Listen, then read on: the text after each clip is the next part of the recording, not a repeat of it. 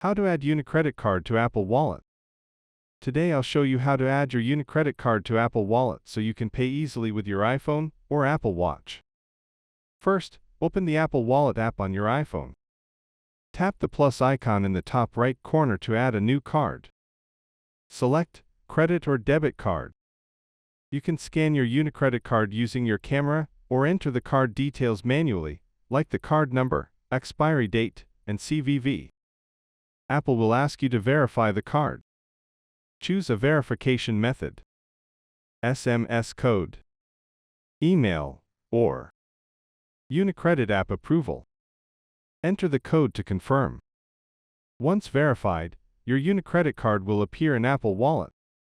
Now you can tap and pay at stores or online, wherever Apple Pay is accepted. And that's it. You've added your UniCredit card to Apple Wallet. Don't forget to like and subscribe for more quick banking tips. Thanks for watching.